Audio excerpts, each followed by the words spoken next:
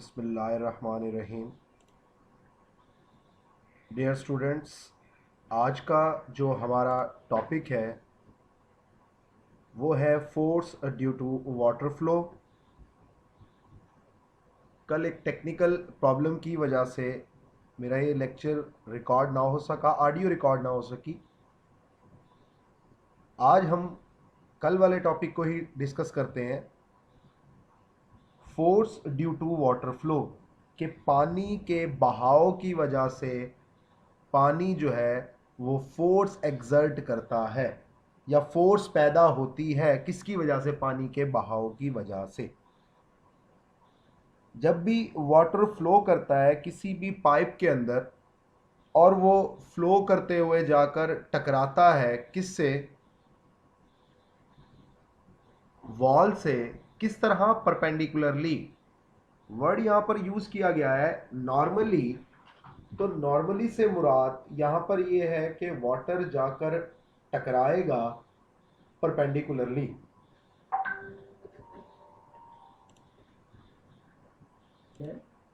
दो। तो जब वाटर जाकर टकराएगा परपेंडिकुलरली तो वो फोर्स एक्सर्ट करेगा। हम एक एग्जांपल एज्यूम करते हैं कि पानी जाकर टकराता है वॉल के साथ किसी भी वेलोसिटी v से।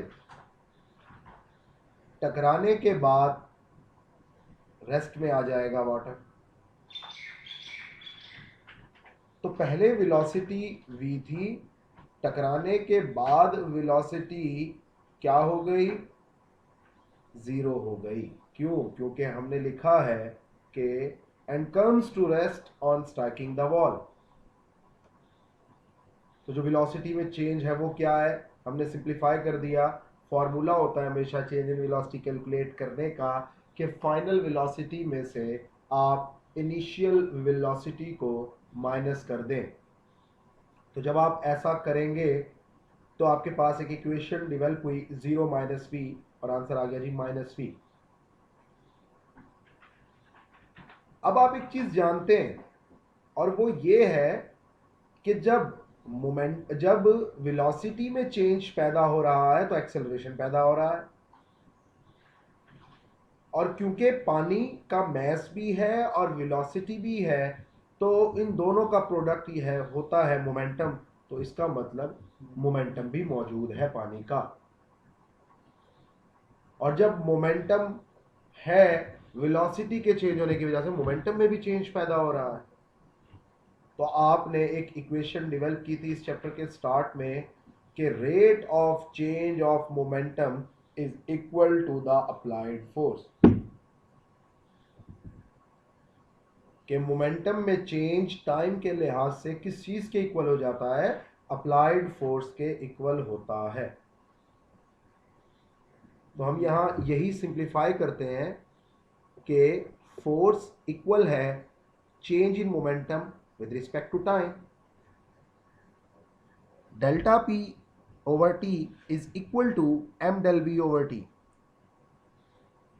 डेल्टा का साइन वेलोसिटी के साथ इसलिए यूज किया जा रहा है क्योंकि वेलोसिटी में चेंज पैदा हो रहा है, मैस में नहीं। जो वेलोसिटी का चेंज है वो हमने लिख दिया जीरो माइनस वी, ऊपर हमने सिंप्लीफाई किया हुआ है। सिंप्लीफाई करने पर हमारे पास इक्वेशन डेवलप होगी minus M over T V. M over T क्या है? मैस पर सेकेंड। और वी क्या है? वेलोसिटी। तो एक और चीज क्लियर हो गई कि वो वाटर जो फ्लो करता हुआ जा रहा है टकराता है किस चीज से? वॉल से। तो टकराने का जो टाइम इंटरवल है और जितना पानी का मैस जाकर टकराएगा तो मैस पर सेकंड और उस वेलोसिटी का प्रोडक्ट जिसके साथ जाकर पानी वॉल से टकराया है वो क्या बन जाएगा? अप्लाइड फोर्स के इक्वल हो जाएगा। तो एक सिंपल एमसीक्यूज भी याद रखिएगा, mass per second, the product of mass per second and velocity is equal to applied force. अब एक चीज क्लियर कि पानी जाकर टकराया वॉल से तो टकराने पर फोर्स प्रोड्यूस हुई और वो फोर्स वॉल ने, दीवार ने पानी पर एक्सर्ट की। अगर हम न्यूटन के थर्ड लॉ को देखें तो हम जानते हैं कि एक्शन का रिएक्शन जो है वो मैग्नीट्यूड में बराबर होता है, लेकिन डायरेक्शन में अपोजिट होता है। तो इसका मतलब है कि जितनी फोर्स वॉल ने वाटर पर एक्सर्ट की है उतनी ही फोर्स वाटर भी वॉल पर एक्सर्ट करेगा, लेकिन मैग्नीट्यूड में क्योंकि बराबर होगी, डायरेक्शन में अपोजिट, तो हमने साइन नेगेटिव लगा दिया। ये नेगेटिव पहले से ही मौजूद है, ये नेगेटिव न्यूटन थर्ड लॉ की वजह से आया, तो आपके पास इक्वेशन बन गई mv/t।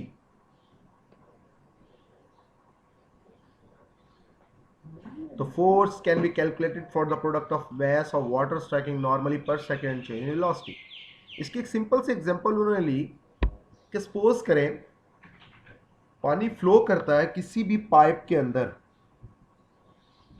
और 3 kg वाटर 1 सेकेंड में उस पाइप से बाहर आ रहा है, उसकी वेलोसिटी में चेंज पैदा हो रहा है, पाइप की वेलोसिटी में, पानी की वेलोसिटी में। कैसे? 5 मीटर पर second to 0 on striking the wall, sorry ये बॉल लिखा हुआ है, मिसप्रिंट है, वॉल।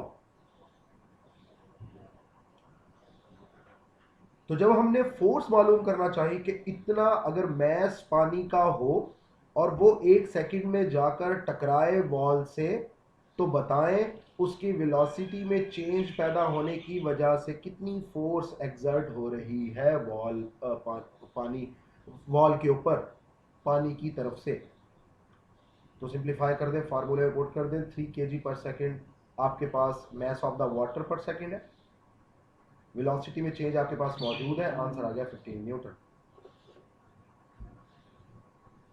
तो ये एक सिंपल था। देखिए ये प्रैक्टिकल इस टॉपिक में बात है force due to water flow की, हम ये क्यों कंसीडर करते हैं। देखिए बहुत सारी चीज़ें जो बनाई जाती हैं, पानी जब फ्लो करता है किसी भी चीज़ के अंदर या किसी भी पाइप्स के अंदर, तो हमें ये देखना होता है कि उस पाइप की कितनी पायदारी है, या वो पाइप या वो शीट कितना एक फोर्स को बर्दाश्त कर सकती है। कोई बंद बनाया जाता है तो हम वहाँ पर कोई शीट लगाते हैं, तो वहाँ से जो पानी फ्लो करता है वो कितनी फोर्स उस शीट पर एक्सर्ट करेगा, ये चेक करने के लिए हमें सब मालूम करना पड़ता है। तो इसलिए force due to water flow बड़ी अहमियत का हामिल है ये छोटा सा टॉपिक, कि हम पानी के फ्लो करने की वजह से उससे जो होने वाले पहलू हैं उनको हम नज़रअंदाज नहीं कर सकते। मतलब वो फोर्स एक्सर्ट करेगा, अगर हमने इस चीज़ को मद्देनज़र नहीं रखा और उस शीट को सिंपली तैयार कर दिया तो वो टूट सकती है। हम पहले ये एग्जर्ट देखते हैं कि वो कितनी एक बेयर कर सकती है शीट, कितना फोर्स बेयर कर सकती है, तो हम उसी लिहाज से डेवलप करते हैं कितना पानी उस जगह पर फ्लो कर रहा है। एक कश्ती को अगर आप बनाते हैं, बोट को आप तैयार करते हैं, तो तैयार करने वाले ये देखते हैं कि इस शीट को जो हम इस बोट के अंदर यूज़ कर रहे हैं वो किसी भी मटेरियल की हो, क्या ये बर्दाश्त कर पाएगी इन पानी के अंदर चलने से उस पर लगने वाली फोर्स को। तो ये तमाम पैरामीटर्स होते हैं। आप रॉकेट की बात करें, रॉकेट मूव करता है, उसके ऊपर एक्सटर्नली कितनी फोर्स लगेगी और उससे उसकी बॉडी डिस्ट्रॉय ना हो, तो ये चीज़ें उनमें भी देखी जाती हैं। लेकिन हम यहाँ पर सिंपल वाटर फ्लो की बात कर रहे हैं, वहाँ मैं एयर की बात ले गया रॉकेट वाली एग्जांपल में। नेक्स्ट है हमारे पास मोमेंटम एंड एक्सप्लोजिव फोर्सेस।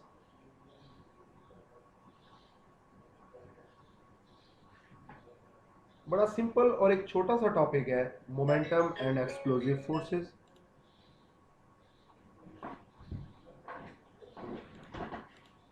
इस टॉपिक में हमने ये देखना है कि एक्सप्लोजिव फोर्सेस में भी हम इस बात को देखते हैं कि मोमेंटम हमारा कंजर्व रहेगा।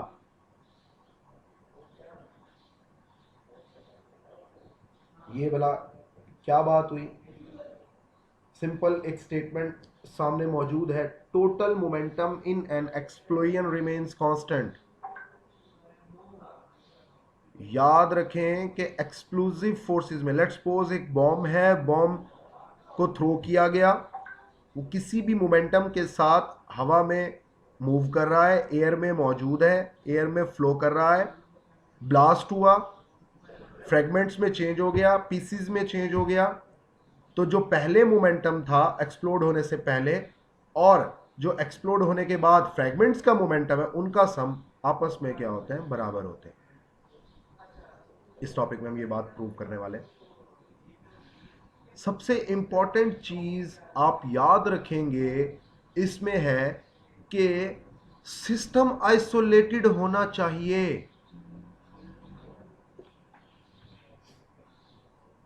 एक्सप्लोसिव फोर्सेस में मोमेंटम के कंजर्व होने के लिए सबसे बड़ी और लाजमी कंडीशन यही है कि सिस्टम आइसोलेटेड होना चाहिए।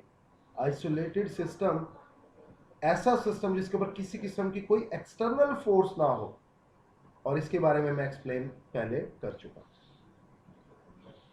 तब हम ये कह सकते हैं कि एक्सप्लोसिव फोर्सेस में भी मोमेंटम क्या रहता है, कंजर्व रहता है। या सिंपली ये कहें कि हम किसी भी आइसोलेटेड सिस्टम में किसी भी एक्सटर्नल फोर्स को इन्वॉल्व नहीं होने देते, एयर रेजिस्टेंस को इन्वॉल्व नहीं होने देते, फ्रिक्शन को इन्वॉल्व नहीं होने देते, इसलिए हम उस सिस्टम को आइसोलेटेड सिस्टम कह रहे होते हैं।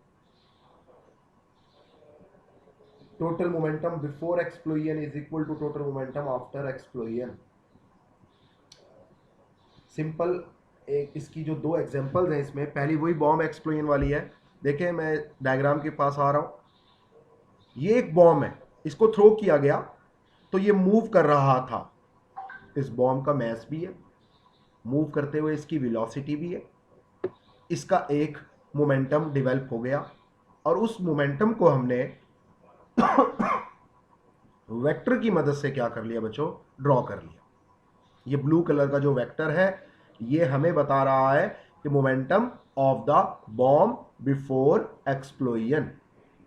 इस पॉइंट पर ब्लास्ट हुआ और ये बॉम्ब दो टुकड़ों में तब्दील हो गया, टू फ्रेगमेंट्स में चेंज हो चुका है, ये और ये। देन नेक्स्ट ये कि ये फ्रेगमेंट जिस तरह मूव कर रहा है इसका कुछ ना कुछ मैस है।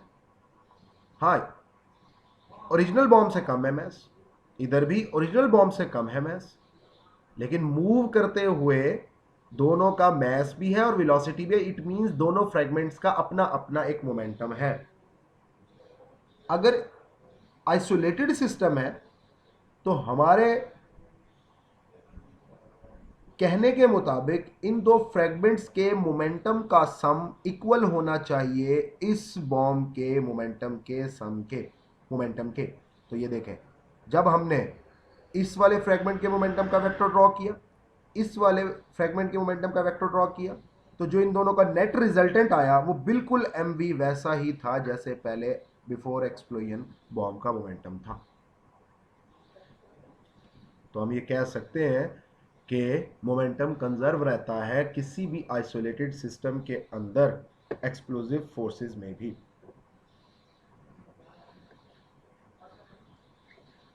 Second example, firing a bullet.